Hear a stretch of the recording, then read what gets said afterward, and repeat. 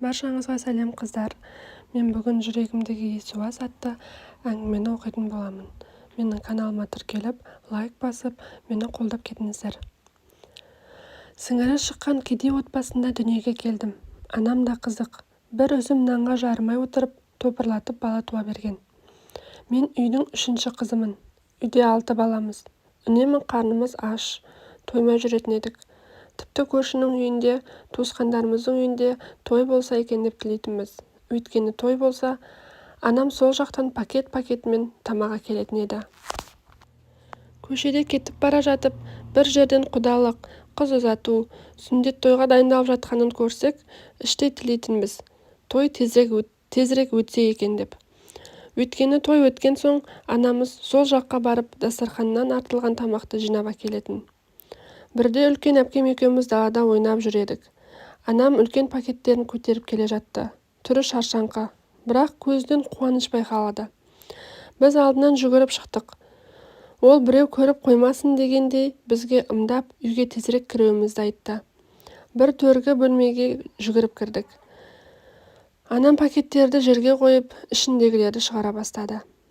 Мынау тойдың кәделі асы, деді де үлкен ет кесектерін көрсетіп отырып. Мынау тәттілер, анау бауырсақ. Біз өзімізге жұмақтай көрінген дастарханға бас қойдық. Бірнеше күн қарнымыз тоқ жүретін болды деп іштей қуандық. Кейін ойлап қарасам, анам біз үшін үй алуды, намысты ысырып қойып, тойханада қалған тамақты жинап әкелуге мәжбүр болған екен. Сонда да ана жүрегі ештеңені білдіртпейтін, бәрімізге күлкі сыйлауға тырысатын. Кейде сол кездерді есіме алып, анамның еңбегіне қайран қаламын. Ол бізді аш қалдырмау үшін неше түрлі амал жасады. Ал біз бала жүрекпен оның жүрегіндегі ауыр жүкті сезбеппіз. Үйдегі ерекше қыз болдым. Басқалары қара торы болса, мен сары едім.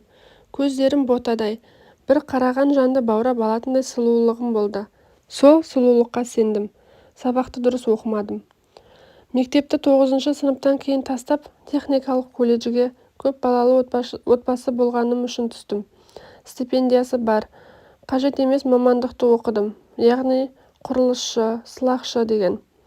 Ол жерде бірыңғай ұл балалар, көбі өзім сияқты ауылдан келгендер. Қыздардан жалғыз өзім болдым. Группаның гүліне айналдым.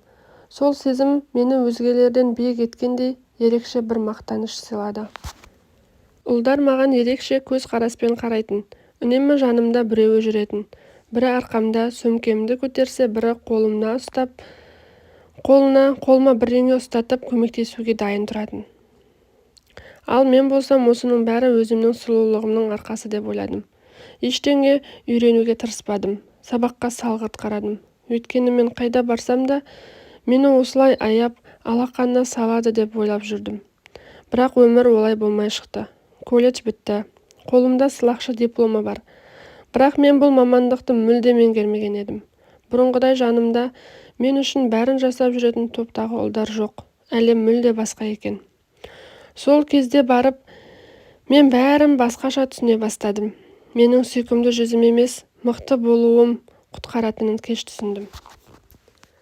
Оқуды бітірген соң ауылдағы ескі лашыққа қайтқым келмеді.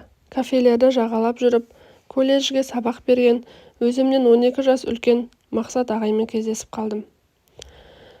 Маған керегі осындай үлкен, ақшасы бар, үйі бар еркек еді. Әйтпесе шешем сияқты жоқшылықта өмір сүргім келмеді. Қаншама жас жігіт маған сөз салды, бірақ бәрінің жағдайы мәз емес. Өзім сияқты сіңірі шыққан кедей отбасының балалары. Сол үшін олардың сезімін қабылдамадым. Мақсат ағай денелі, нағыз еркек мінезді адам болатын. Сол күні кафеде екеуміз шарап іштік. Көп ұзамай түнді бірге өткіздік. Ол менің қыз екенімді біліп, қатты қуанды. Маған өлердей ғашық болды. Сол бір түннен кейін оның көңілдесіне айналдым. Ол мені бәрінен жоғары қойды. Үй, ақша, сыйлықтар, менің өмірім өзгерді. Бірақ оның отбасын ойран еттім. Әйелі мен 2 баласы бар еді.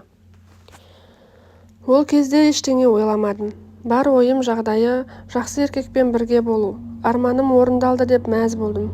Бірақ өмір ертегі емес, біреудің көз жасымен келген бақыт баянды болмайды. Мақсұт ағай мен үшін отбасын тастады. Біз мешітке барып неке қидық, бірақ бұл жаңалық ешкімге жақпады. Мақсұттың отбасы да, менің әке-шешем де біздің бас қосуымызға қарсы болды. Тіпті шаңырақ көтергенімізді тойламақ түгілі бізге бір жылы сөз айтқан жоқ. Мақсұттың отбасы мені келін ретінде қабылдағысы келмеді. Ал оның әйелі өте жуас, тәрбиелі әйел екен. Оның орнында басқа біреу болса, менің шашымды жұлып, айғай шығарып, төбелес жасауы мүмкін еді. Бірақ ол өйтпеді. Тек көздерімен үнсіз жылады. Оның жанарындағы ауыр мұңды мен елемедім. Кетерімде оған мысқылдап, Мақсұттың мазасын алушы болма, сен қартайғансың, мені өзіне әйел етті дедім де есікті тарс жауып шығып кеттім. Мен сол кезде жеңіске жеттім деп ойладым. Өмірім өзгерді. Енді маған ешқандай қиындық болмайды деп сендім. Бірақ мен ол көз жастың, ол үнсіз жанардың бір күні мені табатынын білмеппін. Арада жылдар өтті. 2 қыз дүниеге әкелдім. Аралары 2 жас. Анам сияқты топырлатып туғым келмеді. Бірақ сол 2 қызды туғаннан кейін Мақсұт маған суық тарта бастады. Жалыққандай. Ішуді шығарды. Оған себеп өзім. Мен оның бұрынғы әйелі сияқты пысық әйел болмадым. Үйде бәрін дайындап, отағасының жағдайын жасап отыру маған жат еді. Ал Мақсұт жасы ұлғайса да, алғашқы әйелі Жәмиләні ұмытпады. Тіпті ішіп алған күндері, сен Жәмилә сияқты бола алмайсың, оған ешкім тең келмейді, сенің кесіріңнен одан айырылдым деп жылайтын. Оның осы сөздерінен кейін арамызға суықтық кірді. Мен ешқашан жұмыс істемедім. Байдың әйелі сияқты сылаңдап жүретінмін. Үйдің іші шашылып жатса да, оны реттеуге құлқым болмады. Қыздарыма да салғырт қарадым. Олар садикке кетсе, өзім көшеге қаңғып жүретінмін. Тағы да жылдар өтті. Мақсұт екеуміз ит пен мысықтай болдық. Ол ішсе, мен де ерегісіп, ішімдікті аузыма алатын болдым. Сол күндері тұңғышым бірінші сыныпқа барды. Ал екінші қызым небәрі 5 жаста еді. Көп ұзамай Мақсұт жұмыстарында қысқарту болып, ол жұмыстан шығып қалды. Бөтелкемен әбден дос болды. Бұрынғы балалық шағымдағы жоқшылық қайта оралғандай. Бізде Мақсұт жұмыстағы бастығымен үйге ішуге келді. Әлгі бастығы 200-ді жылмақай адам еді. Ол күйеуіме, сәл шыда, жақында жаңа жұмыс орындары ашылады. Сендей шеберлерді далада қалдырмау керек, деп алдап, тәтті сөздермен жұбатты. Күнде арағын тәттілерін көтеріп үйге келіп жүрді. Ал мен болсам, әлгі бастыққа қызыға бастадым. Өйткені ол бастық, ақшасы бар. Мен оны да Мақсұт сияқты шыр айналдырғым келді. Енді Мақсұттың еш пайдасы жоқ екенін түсіндім. Қыздарымды қабылдамаса жетімдер үйіне өткізе саламын.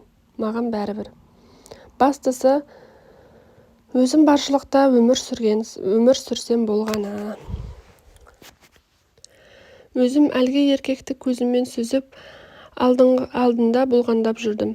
Ол еркек бірден байқап, күйеуімді мас қылып, өзі аздап ұрттаған екен. Алыс үйде жүргенімде артымнан келіп құшақтап, қолдарын төмен қарай сумаңдатты. Маған керегі де осы еді. Сол күні 2 қыздың бөлмесінің сыртынан құлттап, ас үйге әлгі бастықпен кірістім. Ол да қайтпайды екен. Ас үйдегі стол үстінде болғанбыз. Ол стол шиқылдап әбден естен кеткен айқас болды. Мақсұт болса арағына сылқия тойып арғы бөлмеде сасып жатыр. Ал мен мына бөлмеде досым деп жүргені қатынын итеріп жатса да оған бәрібір болды. Біздер осылай махаббат болып жүргенде 6 ай өтіпті. Әлгі бастық мені әйел етуге асықпады. Бастықтың әйелі балалары бар. Тіпті келіндері мен немерелері де бар екен. Бірақ оған қараған ақшамды беріп жүрді.